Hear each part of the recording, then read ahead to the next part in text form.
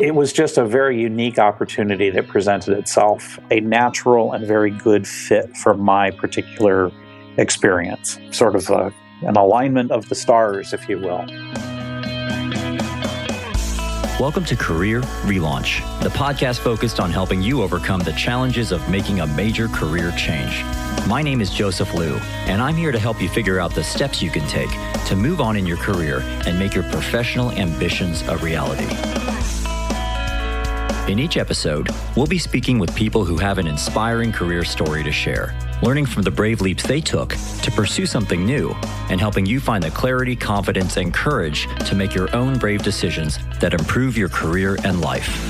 You can subscribe to this podcast by going to careerrelaunch.net, where you can listen to all the latest episodes and get more useful resources to help you navigate your own career journey. Today, my guest is going to talk about relaunching his career from being a software founder and IT consultant to an intellectual property attorney. We'll talk about pursuing another degree while you're working full-time and what it's like to have a portfolio career. Afterwards, during today's Mental Fuel segment, I'll wrap up with my own thoughts on investing in yourself to expand your career options. On today's show, David Gulbransen will be our featured guest. David's an author and attorney with over a decade of experience in information technology and software development. In his law practice, he helps small business owners and startups navigate intellectual property, information technology, and business law issues. On top of that, he's also the director of information technology at the University of Chicago Law School. So this guy's got a true portfolio career. He spoke with me from Chicago. Well, hello, David. Thanks so much for joining us today on Career Relaunch. I am really looking forward to hearing all about your career story. Great. I'm happy to be here. So I'd love to start off by, first of all, having you just tell us a little bit more about your law practice and also the work you do at the University of Chicago Law School. Sure. My law practice is primarily concentrated in intellectual property. I practice part-time because I am also at the University of Chicago Law School. My role there is as the Chief Information Officer. So I'm in charge of the IT for the school, both from a policy perspective and overseeing the technical staff here at the school. I see. And on the intellectual property side, do you work with any particular type of client or any particular type of business? Yeah, I tend to focus on small businesses and startups.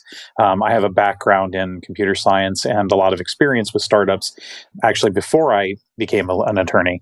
And so I really like working with small business owners or people who are in the very early stages of a startup venture, trying to get things off the ground, don't necessarily have a lot of money or funding, but still have legal questions and legal issues that they need to address to make sure that they're in the best position possible down the road when they do start either growing their business or receiving funding to grow their business.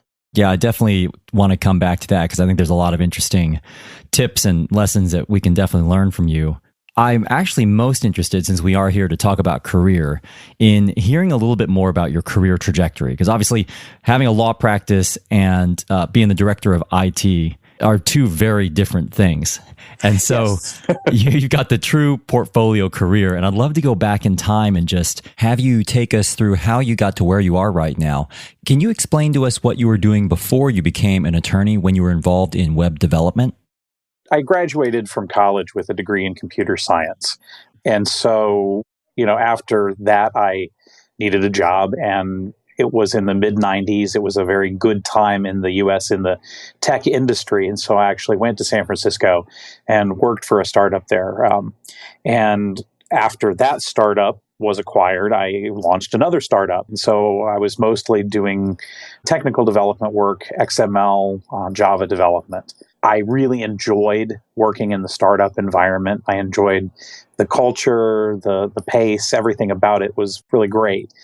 But I realized that the things that I was interested in relating to startups were less development, less technical, and more the business side of the house, more financing, management, growing the business, attracting investment, that sort of thing. And so what happened after that? Did you continue to do what you were doing, or did you make a move into the business side of things? Well, I started to make a move more into the business side of things with my own startup, which was an XML development company. I enjoyed having my own startup, but I really liked the people that I met at other startups. and talking to them, and wanted to figure out what way could I work with other entrepreneurs in a way that I could add value to the businesses that they were creating, which led me to a decision sort of point where I thought about pursuing an MBA and I thought about pursuing a JD. My wife is an attorney, and we sat down and we had this discussion. And basically, it came down to the single question of what can you do with one degree that you can't do with the other? And although, the education track is somewhat different for the two, obviously, with an MBA, you can do everything that you could do with a JD except practice law. And the converse is not true. With a JD, you can do everything you could do with an MBA, but you also have the option of practicing law. And I've always been interested in intellectual property, especially as it relates to software development and tech companies. Obviously, with any kind of tech startup, there's a large intellectual property component. And so that led me back to law school. So I decided to go ahead and pursue my JD with a certification in intellectual property. And what was that process like, David, as you were thinking about the prospect of going back to law school, having already worked for so many years? What was that like for you? But it was daunting, really. I mean, I was a non-traditional returning student, so I was older than most of my classmates. I had a job at the time. I was working at the University of Chicago Booth School of Business in the IT department as a director there. And so I had to return in an evening weekend program, which is a little bit longer than a traditional law school program. Going to school, period, is a challenging thing. I mean, it takes a lot of time and energy, and doing that on top of working a full-time job was really daunting. How different was the type of work you were needing to do in law school versus the type of work you were doing before? Obviously, you were a student, which is different, but just I would imagine the way you use your brain is just radically different. Yeah, it really is. I mean, it's kind of cliche, but the saying is that law school doesn't teach you the law; it teaches you how to think like a lawyer. And there's some, like most cliches, there's an underlying element of truth to it, and it's a very different skill set that you're applying. There's a similarity in that a lot of law, at least in practice, is problem solving, and a lot of IT is problem solving. And so there is some overlap, I find, there to approaching how to solve a problem, but that's really where the similarity sort of ends. I see. And during that process, did you ever have one of those moments where you just kind of thought, am I on the right track here? Oh, sure. There were plenty of times when I thought, why am I doing this? Right, I can imagine. Or, can I sustain this? Right. Going to work from 9 to 5 and then like a half hour break and then classes until 9 p.m., 4 nights a week. So there were definitely times when I questioned whether I was doing the right thing or not, or whether or not I could keep up with it. I think what really kept me going was my wife was very supportive.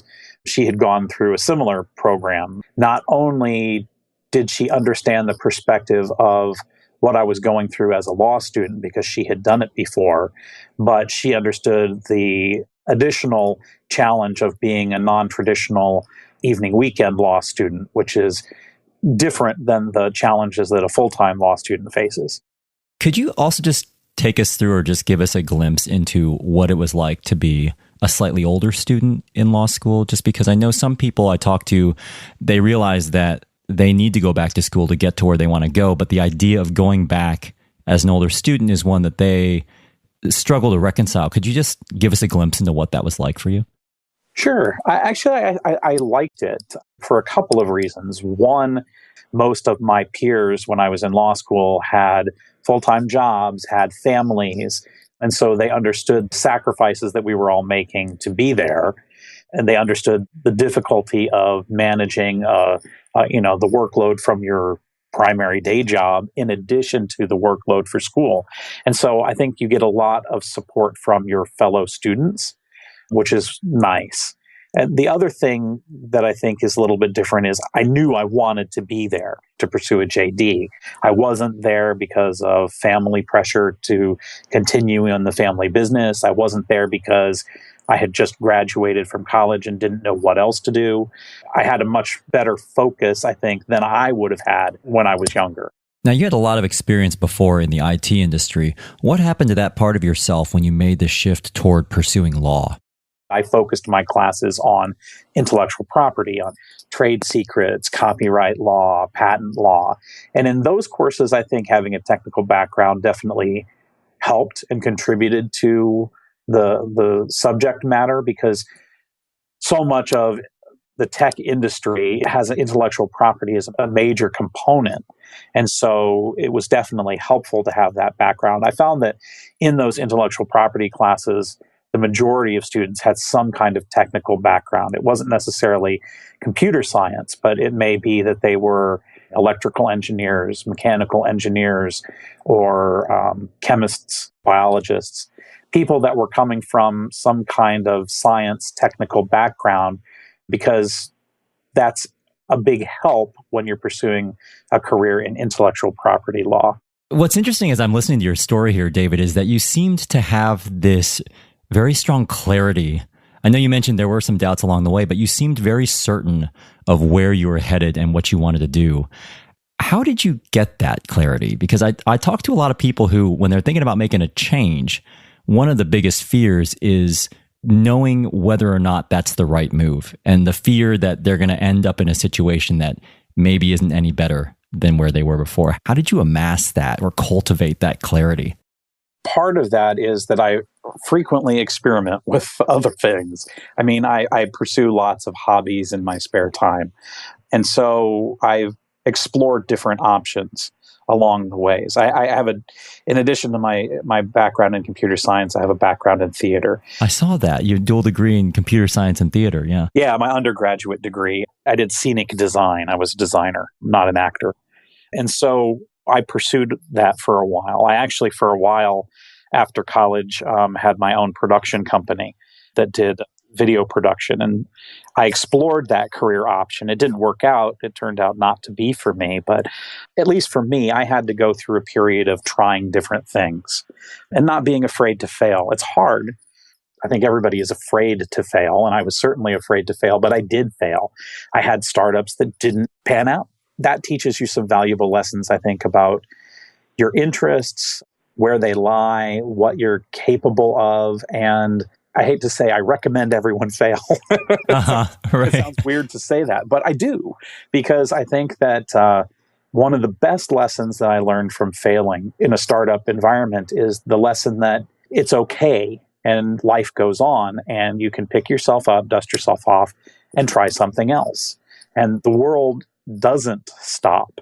And it's not the end of everything if you do fail. Life is full of second chances. And so if you try something and it doesn't work out and it fails, try to look at it, learn the lessons from that failure, and then take those lessons into the next thing that you try. As you think about this transition, David, what do you think was the hardest part of making the shift from one industry into another? The hardest thing for me personally was that I wasn't actually sure if I wanted to practice law. I see. I had a very clear vision of what I wanted to do with my law degree, advising startups and dealing with intellectual property. But the absolute thing that I did not want to do, which I saw some of my peers having to do, is end up doing insurance defense or get tracked into a large firm where all day long you're reviewing documents and supervising other people reviewing documents. I mean, Right. Those are things that I definitely knew I didn't want to do. And frankly, that's the majority of stuff out there practicing law. 85 or 90% of it are things that I didn't want to do. I didn't want to litigate. I didn't want to do criminal law. And so it seemed like it was a big leap of faith to pursue this degree with the end goal being the ability to practice law, knowing that the majority of types of practice out there I didn't want to do. Right. Finding the needle in the haystack there. Right. The very particular niche market that I wanted to be in. Okay, so you finish up law school, and then what happened? So obviously you decided not to go work for a firm. How did you then come to the decision that you wanted to start your own practice? I've always been very independent and comfortable with the startup aspect of it. And so I launched my practice immediately after law school. I spent about 2 years doing consulting / legal work while I started to build clientele with my practice, because I always had the IT side of things, which has sort of always been my safety net. I was able to take on a mixture of IT consulting clients and legal clients. It allowed me to not handle a divorce case when somebody would ask me for it. And that honestly was one of the hardest things to avoid when I started my own practice. Was you don't have a deep base of clients. Mm-hmm. And so there's always this temptation to sort of take anyone who walks in the door because you need the work. You think, oh, I could just do this one divorce because I don't have any IP clients lined up right at the moment, and I don't have good prospects. So this is right here, and it's, pay. How did you avoid that temptation? I took a divorce case. Okay. It was awful. It was so awful. It was absolutely horrible. Right. It just wasn't worth it. If the trade-off of the potential money from that type of work versus how much I disliked the work. If I wanted to keep doing work that I didn't want to do, I could have not wasted that much time and effort, right? So that helps bring it into very clear focus. Okay, so in addition to focusing on the legal work you do enjoy, if that weren't keeping you busy enough, you're also the director of IT at the University of Chicago Law School. Can you just walk us through how you came to that decision to add another layer to your career to make it a true portfolio career? It was just a very unique opportunity that presented itself. I mean, I was practicing. I had a lot of experience in IT in the university setting. I worked for the University of Chicago Booth School of Business for 8 years. So I had a lot of experience with the institution. I had a lot of experience in academic computing. And so when the position at the law school presented itself, it was a natural and very good fit for my particular experience. I had university experience, I had IT experience, and I had a law degree. It was just sort of an alignment of the stars, if you will. And my practice is very small. Again, it's part-time. I deal primarily with very small startups and small businesses. And so the nice thing about it was that it's not full-time, so I can do it part-time outside of regular working hours here at the university. That allows me to be very selective about my client base, which is something that is very, very fortunate. And when you look back at all your career changes, what's something that you wished you had known that you now know about career change? I wish I had known how much work it is. I think I did go into law school a little bit blind to how difficult it is to sort of completely swivel. It's hard. Going back and pursuing additional education is hard. It's a big time investment, and I don't think I fully understood how much of a time commitment that is. Again, I think that sometimes you just sort of have to take that leap of faith and not be afraid to fail. And if anybody out there wants to change careers and become a lawyer or get into the legal profession, do you have any advice? I love education, and I recommend more education for everyone, but you do have to look at the return on that investment. And law school is not cheap. Either is business school. And so you really have to understand the value of what you're paying for and the prospects for the return on that investment to obtain that JD. There are great things that you can do with a law degree that are rewarding in non-financial ways.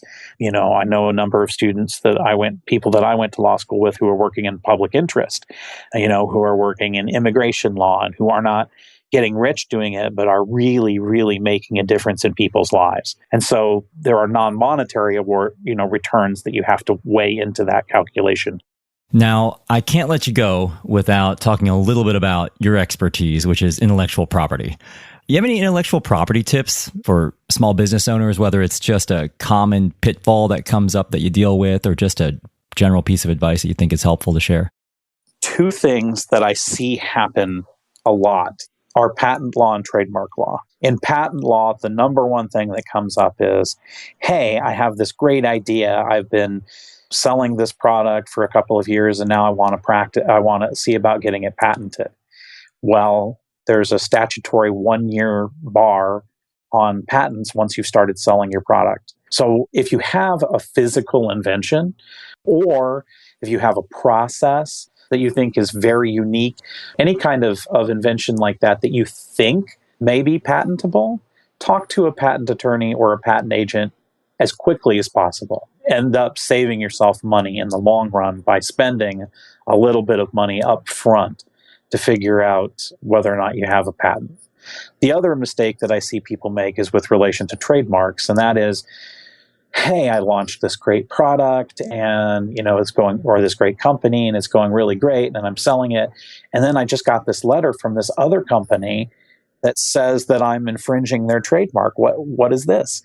It's a lot better to pay a small amount of money to an attorney to do a search and make sure there are no conflicting trademarks out there and to register your trademark up front than it is to be selling your product and developing your brand for 3 years only to get hit with a cease and desist and find out that you now have to start over again from square one. Well, I could definitely attest to the importance of speaking to an attorney about your trademark. When I started my business, I called it Onward Coaching, which I thought was so cool. And I was really excited about the name because it was aspirational and it was all about moving on in your career. And it wasn't until I actually talked to a trademark attorney that I realized I couldn't actually trademark that name because it violated one of the criteria for a trademark. I know that whenever I talk to legal experts like you, I end up learning about a lot of things that never even crossed my mind to consider. So I think that's very valuable advice. So if people want to either learn more about intellectual property law, or if they just want to have a chat with you or find out more about the work you do, where can they go? They can go to my website, which is just gulbransenlaw.com. So it's my name, GULBRANSENLAW.com. Okay, well, thank you so much for your time today, David, sharing your story about your portfolio career that you developed for yourself, the importance of learning from failure, and also just sharing a few useful tips about getting into the legal profession, but also some tips on intellectual property law too. So thank you so much for your time. Oh, no problem. It's been fun. So I hope you enjoyed hearing David's perspectives on his decision to go to law school, managing failure, and what it's like to have a portfolio career. Now it's time to wrap up with today's Mental Fuel, where I'll be sharing my own thoughts on the importance of investing in yourself. This is the part of the show called Mental Fuel, where I finish the show with a brief personal story related to one of the topics we covered today and wrap up with a simple challenge for you to help you move forward with your own career goals. So for today's Mental Fuel, I'm going to leave you with a few closing thoughts on one of the topics David and I discussed, going back to school and investing in yourself. Then I'll finish up by sharing a free resource you can use to help you uncover ways you can invest in yourself to expand your career options. So I think one of the hardest career decisions out there is whether you should invest in more education to reach the next stage of your career, especially because more training can mean some serious effort, money, and time. Sometimes this decision to get more training is a little more straightforward. With some professions, you need to get a certain license, degree, or certification as a prerequisite to work in that field. But if you're already mid-career and you're thinking about switching into a new profession or starting a side business, this decision about whether you have to invest in additional training isn't normally that clear-cut. And I've definitely been there. Back in episode 2, you might remember I mentioned how I resigned from medical school, but I didn't really get into what I did next. I actually ended up taking a job as an analyst at a health policy consulting firm in Washington, D.C. The main part of my job there was focused on doing research for healthcare clients. But as time went on, I found myself getting a lot more interested and involved in the branding and marketing side of the business instead of the consulting side of the business. The problem was, every day I kind of felt like something was missing. I was in my early 20s at the time, and I didn't have any sort of formalized business or marketing training. And as time went on, I started to feel more and more uncomfortable, both because I felt like I didn't really know what I was talking about, but also because I felt like not having any sort of formalized marketing knowledge might eventually catch up to me or get in the way of me progressing in my career. So I started to think about doing an MBA. But I actually found that idea of going back to school to be really daunting. Doing an advanced degree is expensive, getting in is a lot of work, and I wasn't even sure if doing an MBA was going to be worth the investment. I actually found it easier to come up with excuses to not go back to school. But eventually I decided to go for it, and doing an MBA was by far one of the best career decisions I ever made. I had to take out some student loans, and I was definitely in debt for a little while after I graduated. But the cost of that education has definitely more than paid for itself by creating the on-ramp to my eventual career in brand management and marketing, and now as a career consultant and speaker. Now, I'm sharing this story because I think investing in yourself can be an incredibly powerful catalyst to creating change in your own career. But I also know it's not always a straightforward decision. If you want to make a change, you don't have to go out and invest in additional training. There are plenty of people, including our guest coming up in our next episode, who manage to reinvent themselves without going back to school. But sometimes investing the effort to learn a new skill can not only equip you with the knowledge you need to excel in your next role, but also create a stamp of credibility that can help you land your next role. Personally, I've found at almost every major pivot point in my career, I've had to make some sort of investment in myself to unlock the door to the next chapter in my life. And the nice thing is, no one can ever take away your knowledge, training, or skills. This reminds me of a quote from Warren Buffett. Invest as much as you can in yourself. You are your own best asset. So my challenge to you is to make an investment in yourself. It doesn't have to be a big investment or a lengthy investment, but when you think about the missing training, skills, or knowledge that's standing in the way of you getting to the next stage in your career, what's one worthwhile investment you could make to help you build that bridge between where you are today and where you want to go next? If you want help figuring out a few ways you could invest in yourself, you can download a free worksheet I created to help you do this at careerrelaunch.net/episode 5, where you can also find a summary of the key ideas and links mentioned today. While you're there, you can ask me a question, and I'd love to hear what investment you ended up deciding to make in yourself. Also, you can help support my podcast by subscribing or leaving a positive review on iTunes. You can do that right there at careerrelaunch.net/episode 5. Thanks so much for listening to this episode of Career Relaunch, and a special thanks again to David Gulbransen for joining us today. This episode was mixed by Raid Sandtrack. Electrocardiogram wrote and performed our original theme song. I'm Joseph Liu, and I'll see you next time.